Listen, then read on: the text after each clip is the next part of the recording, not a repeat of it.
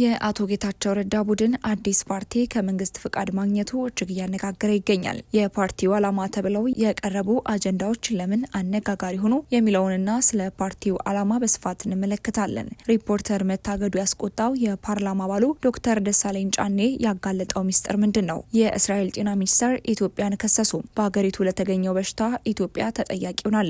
በበሽታው የተጠቁ ሰዎች ስንት ናቸው? እነማንስ ናቸው? ለምንስ ኢትዮጵያ ለዚህ በሽታ ተጠያቂ ሆነች የሚለውን በስፋት እንመለከታለን። ወደ ሩሲያ ያቀኑት ፊልድ ማርሻል ብርሃኑ ጁላ ምን ገጠማቸው? በውይይቱ ምን ተፈጠረ? የሚለውንም በዝርዝር እንመለከታለን። ሰላም ጤና ይስጥልን። በመላው ክፍለ ዓለማት የምትገኙ የዴ ታርጌት ኒውስ ቤተሰቦቻችን በያላችሁበት የዓለም ስፍራ ሁሉ ሰላማችሁ ይብዛልን እያልን እነሆ ለቻናላችን አዲስ ከሆናችሁ ቻናላችንን ሰብስክራይብ በማድረግ ቤተሰብ እንድትሆኑን በተጨማሪም የደወል ምልክቷን በመንካት ዘላቂ ቤተሰብነትን ከኛ ጋር እንድትመሰርቱ እንዲሁም በየዕለቱ የምንለቃቸውን ቪዲዮዎችን ከወደዳችሁ ላይክና ሼር እንድታደርጉልን እየጠየቅን ወደ መረጃዎቹ እናመራለን። መልካም ቆይታ።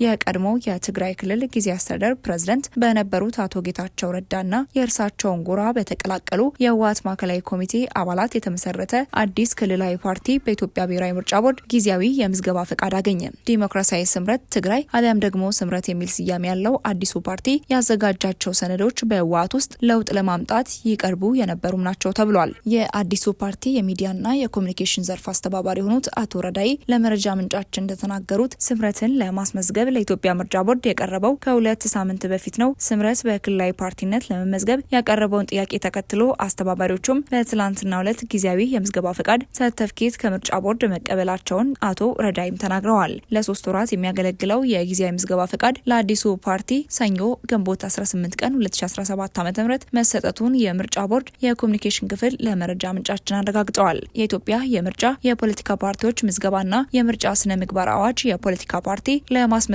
ጥያቄ ያቀረቡ አመልካቾችም በቂ ምክንያት ያቀረቡ ከሆነ የተሰጣቸው ጊዜ የምዝገባ ፈቃድ ለተጨማሪ 3 ወራትም ሊራዘም እንደሚችልም ይደነግጋል። ይህ አዋጅም የጊዜያዊ የምዝገባ ፈቃዱ የሚያገለግለው የፖለቲካ ፓርቲውን ለማስመዝገብ የሚያስፈልጉ ተግባራትን ለማከናወን ብቻ ይሆናል የሚል ድንጋጌንም ይዟል። ምርጫ ቦርድ ለአዲሱ ፓርቲ በሰጠው ጊዜያዊ የምዝገባ ፈቃድ ሰርተፍኬት መጨረሻ ላይም ይህንኑ ድንጋጌ በማሳሰቢያነትም አስፍሯል። ጊዜያዊ ፈቃድ ያገኘ የፖለቲካ ፓርቲ በምርጫ ቦርድ በቋሚነት ለመመዝገብ ማሟላት ከሚገባቸው ሰነዶች መካከል የፖለቲካ ፓርቲው መመስረቻ ጽሑፍ፣ ፕሮግራምና መተዳደሪያ ደንብ ይገኙበታል። አቶ ረዳይ የአዲሱ ፓርቲ ሰነዶች በህወሓት ለውጥ ለማምጣት ይቀርቡ የነበሩ ሰነዶች ናቸውም ብለዋል። ለውጥ ከሚፈልጉ የትግራይ ተወላጆች ጋር በጋራ በመሆን በውይይት በማዳበርና ጉባኤ በማካሄድ ቋሚ የፓርቲ ምዝገባ ይካሄዳል ሲሉ ለመረጃ ምንጫችንም አስረድተዋል። ዲሞክራሲያዊ ስምረት ትግራይን ለመመስረት ከተሰበሰቡ ግለሰቦች ውስጥ ባለፈው ነሐሴ ወር ከተካሄደው የህዝባዊ ወያኔ ሓርነት ትግራይ ህወሓት ድርጅታዊ ጉባኤ የተቃወሙ የማዕከላዊ ኮሚቴ አባላት ይገኙበታል። በዶክተር ደብረጽዮን ገብረ ሚካኤል የሚመራው የህወሓት ጎራ ያካሄደውን ይህን ጉባኤ በወቅቱ የተቃወሙ የማዕከላዊ ኮሚቴ አባላትም ብዛት 14ም ነበር። ከፓርቲው መስራቾች መካከል አቶ ጌታቸው ረዳ የጠቅላይ ሚኒስትር አብይ አህመድ የአፍሪካ ቀንድ አማካሪ ሚኒስተር፣ ፕሮፌሰር ክንዳይ ገብረ ህይወት ደግሞ የትምህርት ሚኒስትር አማካሪ ሚኒስተር ዴታ ሆነው ተሾመው በአዲስ አበባ እየሰሩ ይገኛሉ። የትግራይ ክልል ኮሚኒኬሽን ጉዳዮች ቢሮ ኃላፊ የነበሩት አቶ ረዳይ በአሁኑ ወቅትም ኑሯቸውን በአዲስ አበባ ከተማ እንዳደረጉ ለማረጋገጥ ተችሏል። ወደ ቀጣይ መረጃችን ስናመራ ከሰሞኑ የህዝብ ተወካዮች ምክር ቤት እንደ ሪፖርተር አይነት ሚዲያዎችን ከመከልከሉም በላይ በቀጥታ በምክር ቤቱ የፌስቡክና የዩቲዩብ ገጾች ላይ ይተላለፉ የነበሩ የምክር ቤቱ ጉባኤዎች፣ የአስረጂዎችና ህዝብ አስተያየት ማዳመጫ መድረኮችና ስብሰባዎችን የቀጥታ ስርጭት እንዲቆሙ ተደርጓል። የምክር ቤቱን ስብሰባዎች የቀጥታ ስርጭት ማቆምና የገለልተኛ ሚዲያ ተደራሽነትን መገደብ በየቀኑ እየጠበበ የሄደውን የፖለቲካ ምህዳር ሙሉ በሙሉ እንደ መዝጋት የሚወሰድ የዋልዮሽ እርምጃ ነው ሲል የፓርላማ አባሉ ዶክተር ደሳለኝ ጫኔ ተናግሯል። ፓርላማ የህዝብ ቤት ነው፣ በሩም ለህዝብ ክትትልና ቁጥጥር ክፍት ሆኖ መቀጠል አለበት። በምክር ቤቱ የአሰራርና የአባላት ስነ ምግባር ደንብ ቁጥር 6/2008 ላይ በግልጽ እንደተደነገገው ማንኛውም መታወቂያ የያዘ ዜጋ፣ ተማሪ፣ መምህር፣ ተመራማሪ መታወቂያን አሳይቶ ተፈትሾ በመግባት የምክር ቤቱን ጉባኤዎች፣ የአስረጂዎችንና የህዝብ አስተያየት መድረኮችን መከታተል እንዲችል ይፈቅዳል። በምክር ቤት ውስጥም የሚካሄዱ ጉባኤዎችም በረቂቅ አዋጆች ላይ የሚደረጉ የአስረጂዎችና የህዝብ አስተያየት መድረኮችም ሂደቶቹ የህዝብ የህዝባችንን የአስተሳሰብና የድምጽ ልዩነት የሚያንጸባርቅ መሆን አለበት። የኢትዮጵያ ህዝብም እንደራሴዎቹ በጉባኤዎችም ምን እየመከሩ እንደሆነ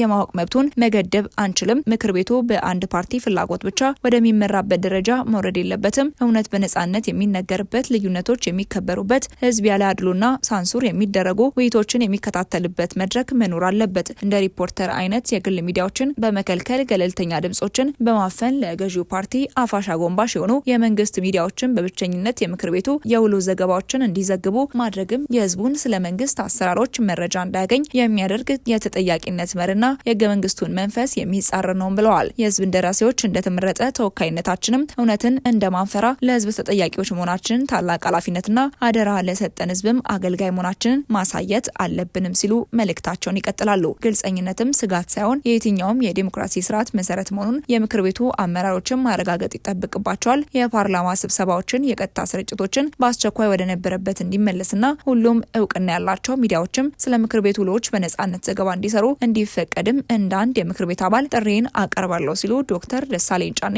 ለምክር ቤቱ ጥሪያቸውን አስተላልፈዋል። የእስራኤል ጤና ሚኒስቴር ከኢትዮጵያ የመጣ ኮሌራ አገኘው ሲል ገለጸ። የእስራኤል ጤና ሚኒስቴር ባወጣው መግለጫ ከረጅም ዓመታት በኋላ ለመጀመሪያ ጊዜ በሀገሪቱ ውስጥ የኮሌራ በሽታ መገኘቱን አስታውቋል። ሚኒስቴሩ እንዳለውም ይህ በሽታ የተገኘባቸው 3 ሰዎች ናቸው። 2ቱ ወደ ኢትዮጵያ ሄደው የጉድጓድ ውሃ በመጠጣታቸው በሽታው እንደያዛቸውና ሶስተኛው ደግሞ ከዚያ የመጣ ውሃ በመጠጣቱ ለበሽታው መዳረጉን መግለጹን ዘ ታይምስ ኦፍ እስራኤል ጋዜጣም ዘግቧል። ኮሌራ ድርቀትና ማስመለስ የሚያስከትል በሽታ እንደሆነ የጠቀሰው ዘገባው ለሰውነት ፍሳሽ ማለቅና ለሞትም እንደሚዳርግም አስረድቷል። ይህ በሽታ በአብዛኛው በሰገራ ውስጥ በሚገኝ ጀርም እንደሚመጣና የንጽህና አጠባበቅ ስርዓታቸው ደካማ በሆኑ ድሃ ሀገራት ውስጥም የሚከሰት መሆኑን አስታውቋል። የእስራኤል ጤና ሚኒስቴር በሰጡት ማሳሰቢያ እስራኤላውያን ወደ ኢትዮጵያ ሲሄዱ የቧንቧ ውሃ ከመጠጣትና በመንገድ ላይ የሚሸጡ ምግቦችን ከመብላት እንዲቆጠቡ መግለጻቸውን ጨምሮም ገልጿል። ወደ ሩሲያ ቀኑት የኢትዮጵያ መከላከያ ሰራዊት ጠቅላይ ኤታማዦር ሹም ፊልድ ማርሻል ብርሃኑ ጁላና የሩሲያ ምክትል መከላከያ ሚኒስተር በሞስኮ ተገኝተው ውይይት እንዳደረጉ